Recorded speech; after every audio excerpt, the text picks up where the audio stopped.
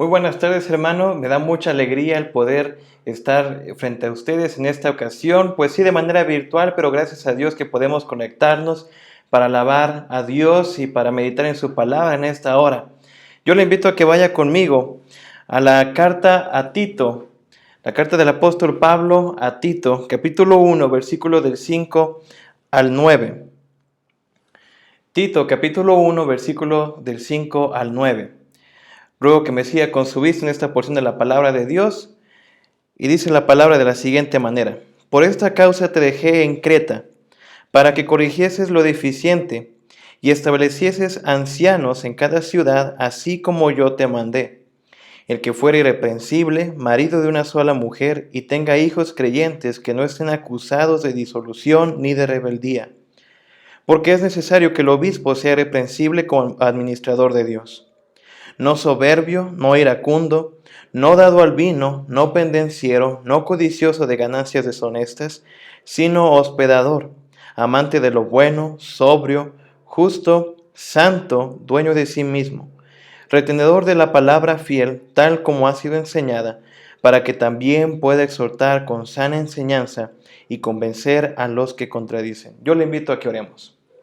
Padre, gracias por una oportunidad más que tenemos para conectarnos y para meditar en tu palabra, Señor. Aquí estamos, toma nuestros corazones, Señor, llénalos de tu verdad y que en esta mañana, en esta tarde, Señor, al estar expuestos ante tu verdad, Señor, tu verdad llega a nuestro corazón, nos mueva, Señor, a comprometernos más con tu obra en nosotros, Señor, y podamos salir diferentes de cómo nos conectamos a este culto, Señor.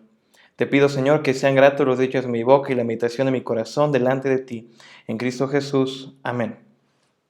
Hermano, ¿ha tenido la oportunidad en la que usted va a ejecutar una tarea y es seleccionado para hacerla? ¿O en alguna otra ocasión en la que usted ha seleccionado a alguien para hacer esa tarea? Bueno, yo espero que sí, y como se haya dado el caso, ya sé que usted haya sido seleccionado para una tarea o que usted haya escogido a otra persona para una tarea especial, pues déjeme le digo que así es Tito, la persona a la cual Pablo comisionó para una tarea especial en la isla de Creta. Tito era un fiel compañero y colaborador de Pablo, y no solo eso.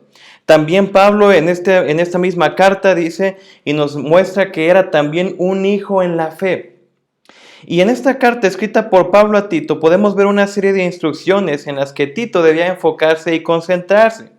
Si diéramos un vistazo rápido, yo le invito a que lo haga ya en su casa, en su tiempo devocional, cuando tenga tiempo. Es una carta muy pequeña, 3 capítulos, no nos vamos a llevar ni media hora.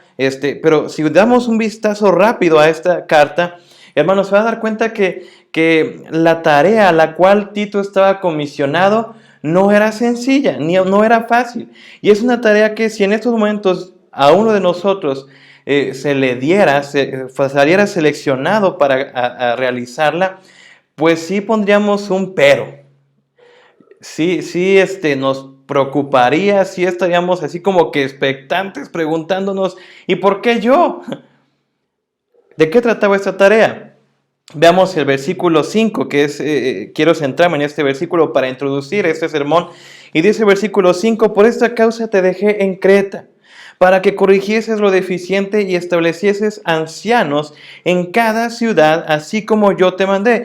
Vemos que por la gracia de Dios se forma una congregación en Creta, y como era de esperarse, empieza a surgir errores doctrinales, empiezan a haber herejías y la influencia del mundo a esta iglesia local apenas naciente, joven, pues empieza a ser bastante dura y pesada. En consecuencia, Pablo tuvo que dejar a Tito ahí para que él corrigiese lo deficiente. Es en primer lugar eso. Y no es que a la iglesia le faltara algo, no es que la iglesia tuviera debilidades, sino más bien había cosas que necesitaban afirmarse, que habían quedado en el aire, que tenían que explicarse aún con más detenimiento. La tarea que Tito tenía, al menos una parte, era poner en orden las cosas en la iglesia y seguirles enseñando. Pero aquí viene lo pesado. Agárrese de su asiento, porque aquí viene lo pesado. Tito además debía establecer ancianos, es decir, líderes cristianos maduros, que se encargaran de vigilar, de dar dirección a la iglesia, y no en tan solo una ciudad, sino en cada ciudad de la isla. Y al referirnos con cada ciudad nos referimos a las iglesias locales de cada isla, de cada ciudad de la isla de Creta. ¿Por qué cree que digo que esa es una tarea que si en estos momentos nos la asignaran, le daríamos la vuelta? O bueno, no tal vez no darle la vuelta tal cual, pero sí asustarnos, sí preocuparnos, sí nos espantaríamos, porque no es sencilla. Era una congregación apenas formándose, niños espirituales, todos nuevos en el Evangelio, en un mundo completamente contrario. ¿Pero qué cree? Las condiciones que se vivían en el tiempo de Tito son similares a las que nuestras iglesias están viviendo hoy en día. Y Tito debía de conducir a esta iglesia a la meta de todo creyente, tener el carácter de Cristo. Y aquí quisiera comenzar preguntándole, hermano, ¿a qué nos referimos con carácter? ¿Sabe? Yo defino carácter de la siguiente manera. Cuando estamos solos, la manera en la que nos comportamos, lo que hacemos, lo que pensamos, lo que escuchamos, ahí donde nadie nos ve, ese es nuestro verdadero carácter.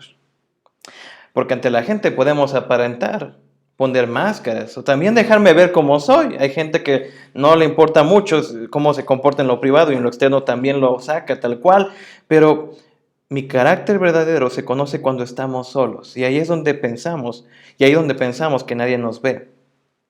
Y todo creyente debiera tener cada vez más el carácter de Cristo en sus vidas y conocerlo de igual manera. Sí, un carácter que se ve en el interior, pero un carácter que también se ve en el exterior. Y el apóstol Pablo, más que dar un perfil de puesto para los líderes, él marca la meta a la que todo creyente debe aspirar, tener el carácter de Cristo. Y eso es lo que vamos a ver a continuación, una lista de requisitos a la que solamente los líderes aspiran, si no es responsabilidad de todo creyente. Y yo le invito a que pensemos qué es lo deficiente que hay que corregir hoy. ¿Qué es aquello en lo que debemos de ser afirmados y mejor enseñados? Porque no es cuestión intelectual, sino es cuestión de carácter. Y así es titulado el mensaje de hoy, es cuestión de carácter. Y yo quiero invitarlo, antes de ver los puntos de este sermón, a que no pensemos en alguien más.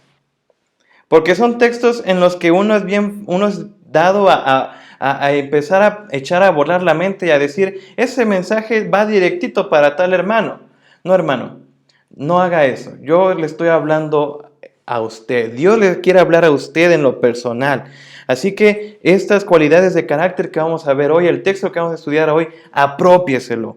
Es a usted al que Dios quiere hablar. Antes de pensar en otro, es Dios a quien le quiere hablar a usted. Y el apóstol Pablo, repito, más que dar un perfil de puesto para los líderes, él marca la meta a la que todo creyente debe aspirar, tener el carácter de Cristo. Y en primer lugar, el carácter de Cristo debe evidenciarse en nuestras relaciones. Ve versículos 6 al 7. El que fuere irreprensible, marido de una sola mujer y tenga hijos creyentes que no estén acusados de disolución ni de rebeldía. Porque es necesario que el obispo sea reprensible como administrador de Dios, no soberbio, no iracundo, no dado al vino, no pendenciero, no codicioso de ganancias deshonestas. Mire, algo que constantemente pasa cuando llegamos a estas epístolas pastorales y vemos los requisitos para los ancianos, para los diáconos, pensamos que tales cosas solo Dios se las demanda a ellos. Y sí, en un sentido, un líder espiritual debe de cumplirlas tal cual, tratar de esforzarse para cumplirlos con mayor razón. Sin embargo, esos requisitos, todo miembro de la iglesia debe también trabajar y esforzarse por cumplirlos.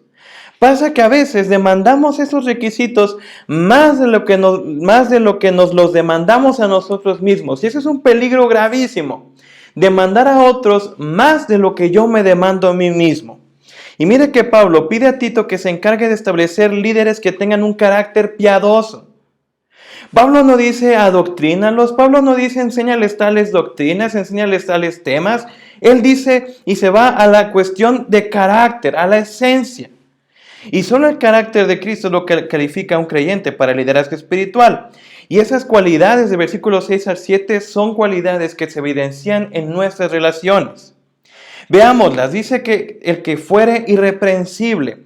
No quiere decir que sea perfecto, que el cristiano sea perfecto, sin mancha, que sea sin errores, que sea sin pecado, porque esto es imposible, hermanos, seguimos pecando, aunque seamos cristianos, es algo con lo que batallamos, es una lucha constante en nuestro diario vivir, pero ser irreprensible, para decirlo de una manera más coloquial, y como decimos los mexicanos, es que no tenga cola que le pisen. Es decir, que otros no tengan algo de qué afianzarse, de qué acusarme para menospreciarme a mí como creyente, para menospreciar el nombre de Dios o incluso para menospreciar a la misma iglesia. Eso es ser irreprensible. No tengo cola que me pisen, me conduzco con diligencia, con precaución para dar un testimonio que glorifique a Dios. Ser irreprensible no trata de ser perfecto, ni mucho menos entonces esconderme para pecar, sino más bien que nuestra vida al dar testimonio y al reflejar el carácter de Cristo, los demás no tengan nada de qué acusarme. ¿Qué pasaría, hermanos, si en estos momentos alguien me llamara a cuentas? Porque quiere saber si usted está siendo irreprensible. Pregúntese esto. ¿Qué pasaría si ahorita alguien lo llama a cuentas? ¿Cómo reaccionaría? ¿Seguro? ¿Ecuánime? ¿No pasa nada? ¿Puedo hablar de lo que me pregunten? ¿O empezaré a temblar o a dudar? Es más, o hasta me enojo. ¿Tú quién eres? Ese hermano, ¿quién es para preguntarme mi vida personal? Si no tienes nada que esconder, nada que temer. Pero también dice, marido de una sola mujer y que tenga hijos creyentes que no estén acusados de disolución y de rebeldía. Recordemos, son cualidades de carácter. Entonces, ¿qué tiene que ver aquí con el carácter, la relación de mi esposa? Bueno, con la esposa e hijos. No tengo esposa, hermano, no se sorprenda. Pero tiene que ver con el hecho de que con los del círculo más íntimo, la persona es ejemplar. Pablo no está diciendo que forzosamente el pastor, el líder, debe ser casado. Pero esta cualidad tiene un peso cultural, pues en los tiempos aquellos, en los tiempos bíblicos, la poligamia era muy, muy vista. Es más, aún el divorcio era algo tan común. El hombre por cualquier razón podía repudiar a su mujer y pedirle carta de divorcio. El hombre, entonces el líder, aquí al decir esta cualidad de carácter, marido de una sola mujer y que tenga hijos creyentes, está diciendo que sea ejemplar en su familia. Sabe, un maestro del seminario, cuando vimos el tema de la ordenación del ministro, nos dijo que en los concilios en los que él ha estado, en los que él ha participado, él no pregunta por cuánto sabe de doctrina el candidato, sino él se va con la esposa y le dice a la esposa del candidato, ¿cómo es tu esposo? ¿Cómo es el pastor como tu esposo? Se va con los hijos y les dice cómo es el pastor como su papá. Y ahí se da cuenta realmente de quién es esa persona. ¿Y qué con los solteros? Bueno, si es soltero, puede aspirar a un cargo de liderazgo, pero aún así debe ser ejemplar con los de su familia. Y quiere aún más, Pablo aquí también se está refiriendo a una pureza sexual. Cuando tenemos el carácter de Cristo y estamos en el proceso de tenerlo, la inmoralidad sexual es algo que no debiera estar en nosotros. El carácter de Cristo y la inmoralidad no congenian, no empatan, no coexisten. Así que preguntémonos, hermanos casados y solteros, ¿cómo estamos en este aspecto? ¿Qué con lo que miras? ¿Qué con lo que oyes? ¿Qué con lo que haces a solas? Dice además, no soberbio, no solo el líder, sino todo creyente debe vivir para Cristo. Alguien soberbio es alguien egoísta, es alguien testarudo, alguien orgulloso, alguien que tiene mayor concepto de sí mismo que el que debe tener y menosprecia a quienes no son de su condición. ¿Conoce a alguien así? ¿A alguien soberbio? Oiga, ¿no será que a veces esa persona se aparece en nuestro espejo? Porque la soberbia es tan sutil de desarrollarla en nuestra vida. Se esconde tan fácil. Y claramente la soberbia no va con el cristiano, porque bíblicamente se nos pide que tengamos una actitud de humildad y de servicio como la que Cristo tuvo. También menciona Pablo que el anciano no debe ser iracundo. ¿Se acuerda del personaje de Furia de Intensamente? Es algo parecido. Haga de cuenta que los iracundos son como esta furia de esta película, que tan solo empieza a hablar y toda su furia sale. Es alguien al que se deja que su enojo crezca, que habita con rencor en su corazón, solo busca venganza y no es pronto para dar perdón a quien le ofende. No dado al vino, siguiente característica. Es alguien que se abstiene de todo aquello que puede hacerle daño a su cuerpo. Pero ahorita no es tanto mi intención hablarle de la abstinencia a esta sustancia, pero más bien recordemos que son cualidades que se tienen que ver en las relaciones. Alguien borracho es alguien muy inestable en sus relaciones personales. Son muy inestables sus relaciones. Aunque ahorita se nos ven una imagen contraria del alcohol. Que alguien alcohólico es alguien amigable, cuyo viernes es social, se la pasa a todo dar, pero la realidad es otra, hermano. No pendenciero, no busca violencia, no está todo el tiempo con la espada desenvainada, buscando rencilla, buscando contender con los suyos, es alguien pacificador. El líder debe ser alguien pacificador, no iracundo, que procura el bienestar de todos. Ejemplo, y aquí, perdóneme hermano, voy a tocar fibras sensibles, pero pues es para ilustrarlo. Y es algo que sin lugar a dudas no debe de ser. Pero cuando hay sesiones de negocios, algunos van con la pistola desenfundada, con la espada desenvainada, con la intención de obstruir, de echar para atrás todo. Y hasta hay hermanos que yo me he topado que dicen, va a haber en la sesión de negocios. Ah, pero se le va a armar. Ya verá. Hay hermanos que hasta dicen, yo no me voy por las ramas. Va a darse la gente cuenta que yo no tengo pelos en la lengua. Hermanos, esto no puede ser así. Y peor aún cuando otros hermanos se alían con ese pendenciero, con esa persona que contiende con otros para destruir, para estorbar y dividir la iglesia. Y por último dice, no codicioso de ganancias deshonestas. Es alguien que se esfuerza por ganarse un sustento digno y no hace uso de artimañas chuecas para sacar provecho, para sacar ganancia. Hermanos, entonces el carácter de Cristo debe evidenciarse en nuestras relaciones. Si el carácter de Cristo está en nosotros, nuestras relaciones deben de abundar entonces con su amor, debe haber armonía, debiéramos ser tardos para ofendernos, prontos para perdonar, sinceramente como Dios nos perdonó. Debe haber una actitud de sencillez, de servicio, tal como Pablo le diría a los filipenses. Nada hagáis por contienda o por vanagloria, antes bien con humildad, estimando cada uno a los demás como superiores a él mismo. No mirando cada uno por lo suyo propio, sino cada cual también por lo de los otros. En nuestras relaciones, cualquiera que sea, ya sea familia, amigos, empleados, jefes, compañeros de escuela, de trabajo, debo de ser de buen testimonio.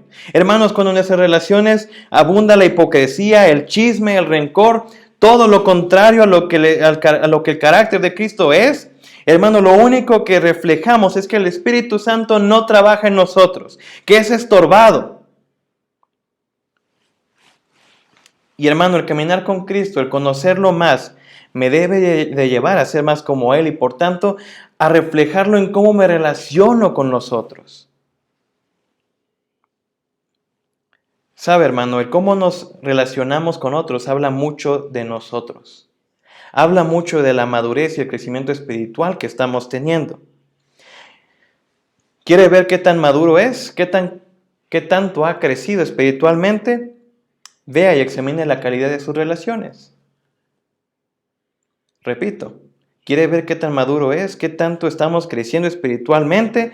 Veamos y examinemos la calidad de nuestras relaciones y analicemos el trato que estamos dando a las personas con las que nos relacionamos a diario. Entonces el carácter de Cristo también debe evidenciarse en nuestra integridad. Ve el versículo 8, sin hospedador, amante de lo bueno, sobrio, justo, santo, dueño de sí mismo. Pablo, después de enlistar las cualidades que no debe de tener, va a enlistar las que sí. Dice el texto, sino hospedador. Ser hospedador no tiene que ver mucho con quien se recibe en casa, sino con quien recibe, quien abre las puertas de su casa. En aquellos tiempos era muy común ver cristianos de un lugar a otro viajando bastante. Había muchos extranjeros necesitados y como no eran muy bien recibidos, los únicos lugares disponibles eran burdeles. Entonces, los cristianos locales de las ciudades, como buen gesto, abrían las puertas de su casa y satisfacían las necesidades del viajero. Es más, el hospedador se comprometía al recibir, poner su vida si era necesario para salvar la seguridad y la vida del otro. También dice Pablo que debe ser amante de lo bueno, es decir, sabe y hace lo único que es agradable ante los ojos de Dios, aunque la sociedad haga y diga lo contrario. Alguien amante de lo bueno no tiene la mentalidad de que el fin justifica los medios. No quiere sacar ventaja de otro y hace el bien, lo agradable ante los ojos de Dios sin importar las consecuencias sociales que pudiera haber. Además es alguien sobrio, que más que referirse a una persona que no está bajo el control de alguna sustancia adictiva, sobriedad se refiere a ser ecuánime, que piensa claramente y tiene una perspectiva correcta de las cosas. Hablando de sobriedad, hablando sobre tener una perspectiva correcta de las cosas, yo le pregunto, ¿de cuáles personas eres tú en estos momentos? De los que ven el COVID, de la situación mundial y le dice a Dios, Señor, este año no cuenta. 2020 no cuenta. El COVID arruinó todos mis planes. Este año es un año perdido. ¿O es de los que ve este año como parte de la agenda de Dios para hacerlo crecer, para enseñarnos, para transformarnos? Una persona sobria tiene una perspectiva correcta de las cosas. Es más, un comentarista investigado diría que la sobriedad tiende a estar relacionada con las personas que no son bromistas. Pero la sobriedad no es la abstención a las bromas, sino más bien a tratar cada circunstancia con la debida atención, con el debido respeto. Una persona sobria sabe cuándo llorar, cuándo ser firme, cuándo bromear, sabe cuándo exhortar, sabe hasta cuándo debe permanecer callado. Sobriedad. Agregado a esto, las siguientes cualidades hablan de rectitud: justo, recto para con los hombres, santo, recto para con Dios y dueño de sí mismo, recto para consigo mismo. ¿Cómo vamos con esas cualidades, hermano? Vuelvo a decirle, no son cualidades para el líder solamente. Hermano, no, hasta este punto yo le quiero invitar, no piense y diga, pues Gama, ¿a qué quiere llegar esto? ¿Un tema más de eclesiología? No, hermano. Mi intención es decirle y mostrarle que esas cualidades a veces estamos tan acostumbrados a demandárselas a alguien más y no nos las demandamos a nosotros mismos cuando es claro que Dios también nos las demanda a nosotros. Entonces estas cualidades de carácter deben evidenciarse en nuestra integridad. Estas están más en nuestro interior. Y fíjese qué importante es que la iglesia de Creta tuviera estas cualidades de carácter, porque los cretenses eran todo lo contrario a esto. Ve al versículo 12. Uno de ellos, su propio profeta, dijo: los cretenses siempre mentirosos, malas bestias, glotones, ociosos. Oiga, qué peso tremendo tienen esas palabras, porque no fueron dichas por una persona externa a ellos, sino por uno de sus mismos profetas. Es como si un saltillense ahorita llegara y empezara a criticar a los saltillenses. Sí, pues sí pasa. Pues ese peso tenía estas palabras. Esta descripción de los cretenses nos deja ver mucho de ellos, porque no eran amantes de lo bueno. Dato curioso. Tenían su propio verbo, cretensar, que era mentir y robar en sobremanera. Eran malas bestias, se comportaban como hombres impulsivos, carnales. Eran glotones ociosos, es decir, personas que con nada se satisfacían, personas desenfrenadas y sin límites. Era tan importante que los cristianos cretenses desarrollaran en ellos esas cualidades del carácter de Cristo, porque entonces serían un claro contraste entre las personas que no conocían a Dios y los que sí lo conocían. Y Tito tenía que modelar este evangelio. Tito tenía que modelar esta cualidad de carácter y esforzarse y enseñar a otros para que esas cualidades se formaran en ellos. Tenía que modelar Tito este evangelio. Y sabe, nosotros somos modelos a seguir. Nosotros somos modelos a seguir, hermano. Otros tienen que verme a mí para que yo, al modelar el evangelio de Cristo, otros también caminen como yo. Sabe, con los jóvenes de Toluca, los cuales tengo el privilegio de gracias a Dios, pastorearlos, estamos estudiando versículo por versículo primero a los Corintios, una carta impresionante. Me hice el reto como pastor y bueno, Dios me puso eso en mi corazón de verlo versículo por versículo y ahorita ya me estoy arrepintiendo, pero llegamos al versículo en el que Pablo, ahí en el capítulo 4, les dice a los Corintios: por tanto, os ruego que me imitéis. Fue un estudio muy bonito, y no porque lo haya dado su servidor, sino porque Dios habló de manera tan clara en nuestras vidas. Y veamos esta invitación que Pablo dijo, que es una invitación tan difícil de decir, nos compromete bastante. ¿Usted le diría a otro creyente, a otra persona, imítame a mí? ¿Le podemos decir con seguridad a una persona, a otro creyente, imítame a mí? Y yo sé que usted ha escuchado mucho esta frase, hasta puede ser que la haya dicho. No me veas a mí, ve a Cristo. No, a mí no me sigas, yo soy hombre, pero Cristo es divino. No pongas tu mirada en mí, ponla en Cristo. Y sí, en un sentido está muy cierto, todos deberían de poner su mirada en Cristo y seguirlo a Él. Pero yo también soy un ejemplo a seguir aquí, soy un modelo del Evangelio de Cristo. Y perdone por lo fuerte que pudiera sonar, pero no hay nada más conformista, más mediocre, que un cristiano diga esto y no modele la vida a la que Cristo le llamó. Ya vemos por qué esas cualidades de carácter que estamos viendo en Tito no son exclusivas de los líderes, sino son para todos nosotros. Porque saben, nosotros también debemos de marcar un claro contraste entre la sociedad y nosotros como cristianos. No hay nada más contrastante que un cristiano que vive dignamente del Evangelio y del llamado que Cristo hizo a su vida. No hay nada más contrastante, vuelvo a decirle, que un cristiano que vive dignamente del Evangelio y del llamado que Cristo hizo a su vida. Vivamos entonces dignamente del Evangelio. El carácter de Cristo también debe evidenciarse en nuestras convicciones. Ve al versículo 9. Retenedor de la palabra fiel tal como ha sido enseñada, para que también pueda exhortar con sana enseñanza y convencer a los que contradicen.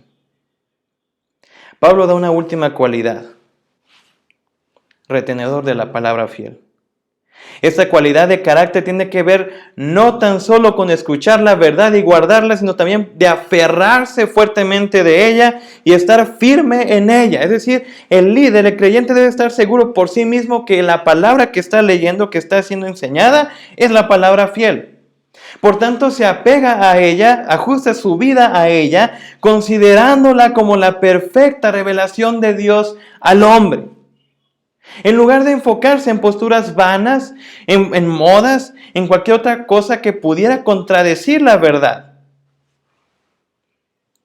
El creyente también, al retener la palabra de Dios, hace esto porque se le ha sido enseñada. Veamos este detallito. El creyente está bajo la supervisión y la enseñanza de otro. Y no sería tan malo que hiciéramos esto, estar bajo la supervisión y en la enseñanza de otro. a una cuestión de discipulado, acompañado por un cristiano más maduro que no me enseñe el qué, sino el cómo. Que no me sí, que me enseñe lo doctrinal, que me enseñe la verdad, pero que me diga cómo yo debo de caminar en esa verdad. Y ese es el fin de retener la palabra de Dios, para que también pueda exhortar con sana enseñanza y convencer a los que contradicen. Es la palabra fiel la que usa para convencer a otros, para enseñar a otros, para defender contra las contradicciones que hay en el mundo.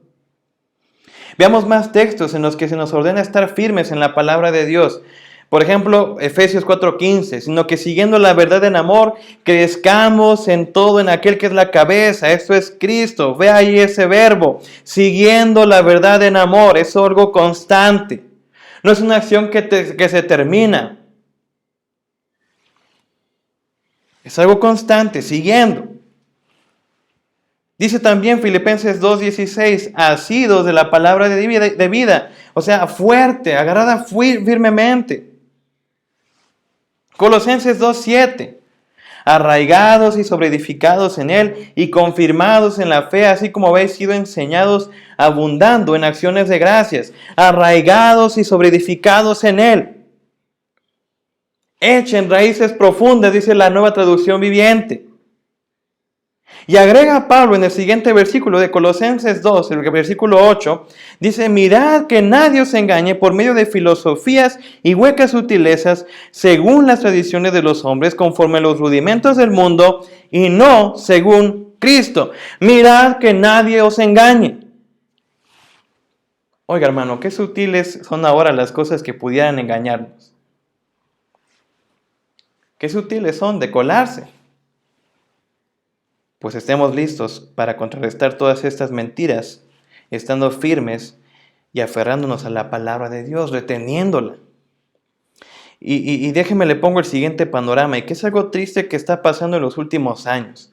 Ha habido una corriente llamada relativismo, y eso no es de ahorita, es ya de décadas, que sostiene que todo es relativo, y ninguna verdad es absoluta. Es decir, que si para mí las manzanas son rojas, pero si para el otro las manzanas son azules, yo tengo que respetar que para él son azules y que para mí son rojas y todos estamos contentos. Que todos tienen su verdad. Que la verdad es relativa, que la verdad depende de la perspectiva que veas las cosas.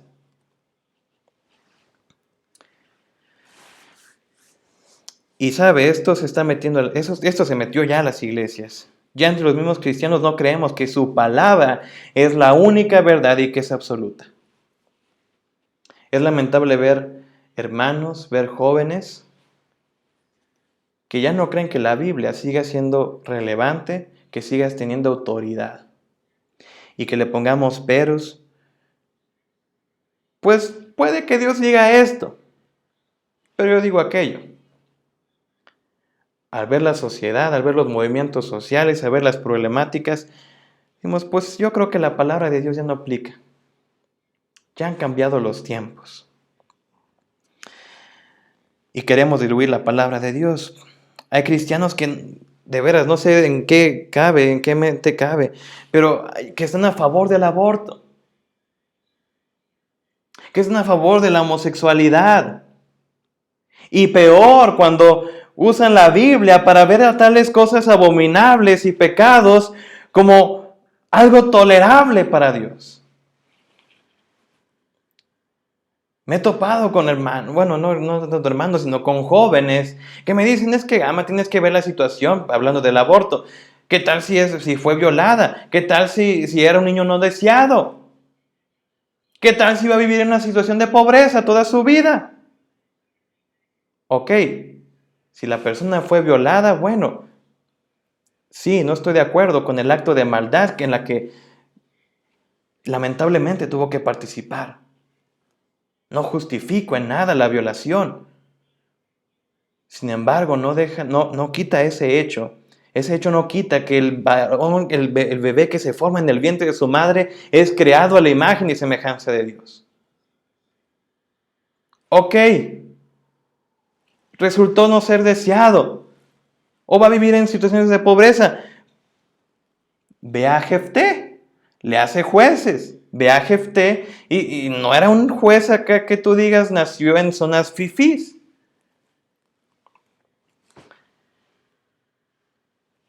Y eso por hablar del aborto, pero no es mi intención ahorita hablar del aborto, perdón que me desvíe, pero vea, hermano, problemas que en estos momentos se están colando en nuestras iglesias y que es lamentable que cristianos piensen de esta manera. Y peor aún, cuando no queremos ajustar nuestra vida a la palabra de Dios. Todavía peor, cuando se nos ha dado el privilegio de compartir la palabra, de enseñarla a otros, y no estamos de acuerdo con todo el consejo de Dios. Ajustemos nuestra vida a la palabra de Dios. Y si usted es de estos hermanos que tiene el privilegio como yo de predicarla, de enseñarla, hermano, ajuste su vida a todo el consejo de Dios. Y eso es lo que enseñe. Si no, hágase a un lado. El carácter de Cristo entonces debe evidenciarse en nuestras convicciones. Volvamos a la palabra de Dios y que ella sea la que nos enseñe. Permitámonos ser discipulados, permitámonos que alguien nos enseñe tal cual la palabra y si hay alguna convicción errónea que desechar, desechémosla. Si hay algo en lo que tengamos que ser perfeccionados, permitámoslo. Así que hemos visto que en lo deficiente que tengamos hoy que corregir no son cuestiones intelectuales, sino es cuestión de carácter, hermano. Y hemos dicho que el carácter de Cristo debe evidenciarse en nuestras relaciones, debe evidenciarse en nuestra integridad y debe evidenciarse en nuestras convicciones. ¿Qué vamos a hacer hoy? Yo le invito a que todas esas cualidades de carácter hagamos un autoexamen en nuestra vida y veamos en cuáles estamos bien y en cuáles debemos ser perfeccionados. Márquelas en su Biblia. Palomele las que usted cree que está bien y las que no, pida al Señor ayuda para ser perfeccionado en esto. Y para que este tema no quede en un tema moral solamente, yo le voy a decir qué vamos a hacer hoy. Yo le invito a que dejemos que el Espíritu Santo trabaje en nosotros. Yo sé muy bien que el Espíritu Santo no está mencionado en nada en este versículo. Pero es la persona que se encargará de hacer este carácter de Cristo en nosotros. Y ahora sí que cada uno de nosotros es responsable de cuánto está permitiendo su crecimiento en el Señor o de cuánto está obstaculizando que el Espíritu Santo haga su obra en usted. Sí, no dudo que Dios sea su Señor. Pero si usted está notando más carencias, más deficiencias que aciertos en estos temas de carácter, el problema no está en Dios, ni siquiera en la iglesia, ni mucho menos en el pastor. Sí, para que no andemos ahí con la bolita, pasando la bolita. El problema está en uno mismo. Que hasta la fecha a Dios le seguimos prohibiendo la entrada a ciertas áreas de nuestra vida. Mira, Dios, de aquí para allá tú sí eres mi Señor, pero de aquí para acá esto sigue siendo mío. Señor, calladito, te estoy sirviendo. Mira, Señor, pues no importa esas cualidades, estas deficiencias que tenga. Ve todo lo que estoy haciendo para ti. Hermano, no. Permita que el Espíritu Santo trabaje en usted. Puede que sea por ignorancia, puede que sea por rebeldía, o nunca antes se lo había dicho esto, pero puede que estamos viviendo un cristianismo a la carta, en el que yo selecciono lo que quiero ver, lo que quiero escoger, y no estamos viviendo un cristianismo según Dios. Porque hermanos, si el cristianismo que decimos seguir no nos está llevando a conocer a Dios de manera real, de manera correcta, y ese conocimiento no está transformando nuestro corazón, de modo que demos fruto y tengamos el carácter de Cristo en nosotros, no estamos siguiendo el cristianismo verdadero. Yo le invito a que reflexione en esto. Es un reto grande, es un desafío grande. Difícil, sí, mas no imposible. Tenemos la ayuda de Dios y su Santo Espíritu en nosotros que nos ayudará a tener este carácter de Cristo en nosotros. Entonces yo le recuerdo por última vez, el apóstol Pablo, más que dar un perfil de puesto para los líderes, él marca la meta a la que todo creyente debe aspirar: tener el carácter de Cristo. Vamos a orar. Padre, gracias por tu palabra. El día de hoy, Señor, hemos quedado expuestos y estamos ante ti con nuestra Biblia abierta, Señor. Con nuestras mentes llenas de tu conocimiento, porque tú nos has hablado el día de hoy. De modo que no tenemos excusas, Señor, para seguir en nuestra actitud de rebeldía, de ignorancia, sino queremos comprometernos más contigo.